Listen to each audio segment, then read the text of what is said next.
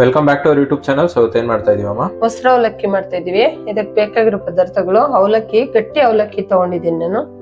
ಮತ್ತೆ ಇದನ್ನ ತೊಳೆದು ಇಟ್ಕೊಂಡಿದ್ದೀನಿ. ಅವಲಕ್ಕಿ 1.5 ಕಪ್ ಅಷ್ಟು, ಮತ್ತೆ ಮೊಸರು 1.5 ಕಪ್ ಅಷ್ಟು, ಸ್ವಲ್ಪ ಈರುಳ್ಳಿ ಸಣ್ಣ ಸಣ್ಣ ಕಟ್ ಮಾಡಿ ಇಟ್ಕೊಂಡಿದ್ದೀನಿ, ಸ್ವಲ್ಪ ಗೋಡಂಬಿ, ಒಂದು ಅರ್ಧ ಸ್ಪೂನ್ ಜೀರಿಗೆ, ಒಂದು ಅರ್ಧ ಸ್ಪೂನು ಸಾಸಿವೆ, 1 ಸ್ಪೂನು ಕಡಲೆಬೇಳೆ, 4 ಒಣಮೆಣಸಿನ್ಕಾಯಿ ಒಗ್ಗರಣೆಗೆ, ಸ್ವಲ್ಪ ಕರ್ಬೇವಿನ ಸೊಪ್ಪು, ಸ್ವಲ್ಪ ಕೊತ್ತಂಬರಿ ಸೊಪ್ಪು, 1-2 ಹಸಿಮೆಣಸಿನ್ಕಾಯಿ ಸಣ್ಣ ಸಣ್ಣಕ್ಕೆ ಹೆಚ್ಚಿಟ್ಕೊಂಡಿದ್ದೀನಿ, ರುಚಿಗೆ ತಕ್ಕಷ್ಟು ಉಪ್ಪು. ನೋಡಿ, ಇದು ಅವಲಕ್ಕಿ ತೊಳೆದು ನೆನ್ಸಿಟ್ಕೊಂಡಿದ್ದೀನಿ.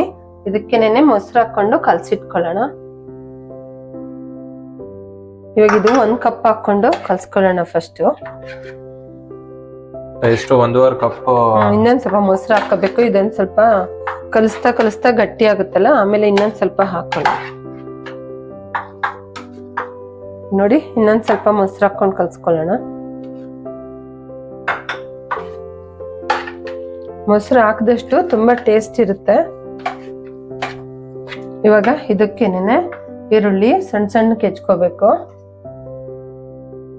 ಸ್ವಲ್ಪ ಹಸಿಮೆಣಸಿನ್ಕಾಯಿ, ಸ್ವಲ್ಪ ಕೊತ್ತಂಬರಿ ಸೊಪ್ಪು, ಇದನ್ನೆಲ್ಲ ಹಾಕೊಂಡು ಚೆನ್ನಾಗಿ ಮಿಕ್ಸ್ ಮಾಡಿ ಇಟ್ಕೊಳ್ಳೋಣ.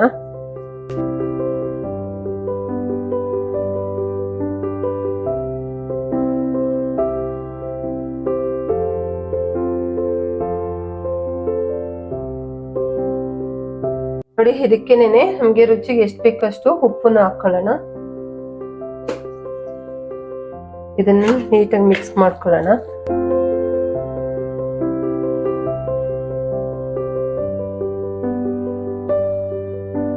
ನೋಡಿ, ಇದೆಲ್ಲ ನೀಟಾಗಿ ಮಿಕ್ಸ್ ಮಾಡ್ಕೊಂಡು ಇದನ್ನ ಒಂದ್ 5 ನಿಮಿಷ ಈ ತರನೇ ನೆನೆಯಕ್ ಬಿಡೋಣ. ಅಷ್ಟೊತ್ತಿಗೆ ಒಗ್ಗರಣೆ ಹಾಕೊಳ್ಳೋಣ.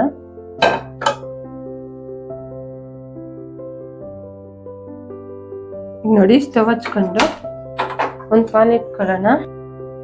ನೋಡಿ, ಇದಕ್ಕಿನ್ನೆ 2 ಸ್ಪೂನು ಎಣ್ಣೆ ಹಾಕೊಳ್ಳೋಣ.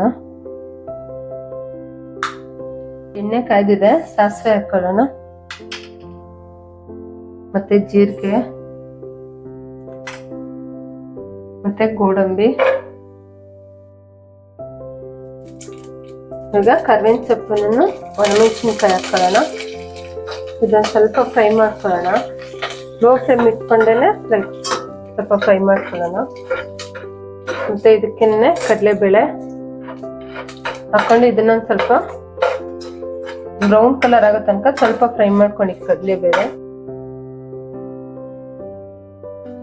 ನೋಡಿ, ಇದು ಫ್ರೈ ಆಯ್ತು. ಈಗ ಮಾರ್ನಿಂಗ್ ಟಿಫನ್ಗೆಲ್ಲ ಬೇಗ ರೆಡಿ ಮಾಡ್ಕೋಬಹುದು. ಒಂದು 10 ಮಿನಿಟ್ಸ್ ಅಲ್ಲಿ ತುಂಬಾನೇ ಚೆನ್ನಾಗಿರುತ್ತೆ. ಇವಾಗ ಇದು ಸ್ಟವ್ ಆಫ್ ಮಾಡ್ಕೊಂಡು ಒಂದು 5 ನಿಮಿಷ ಆರಕ್ ಬಿಡೋಣ. ಈಗ ನೋಡಿ, ಮೊಸರು ಕಲ್ಸಿಟ್ಕೊಂಡಿರೋದನ್ನ ಅವಲಕ್ಕಿ ಚೆನ್ನಾಗಿ ನೆಂದಿದೆ. ನೋಡಿ, ಒಗ್ಗರಣೆ ಮಾಡಿ ಇಟ್ಕೊಂಡಿರೋದು ಇವಾಗ ಇದಕ್ಕೆ ಹಾಕೊಳ್ಳೋಣ.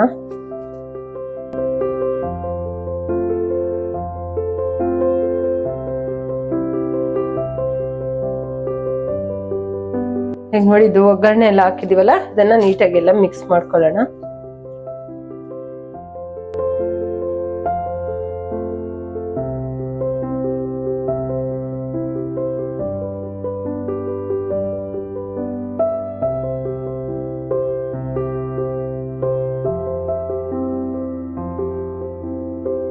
ನೋಡಿ, ಇದಕ್ಕೆ ಒಂದ್ ಸ್ವಲ್ಪ ಕೊತ್ತಂಬರಿ ಸೊಪ್ಪು ಹಾಕೊಳ್ಳೋಣ.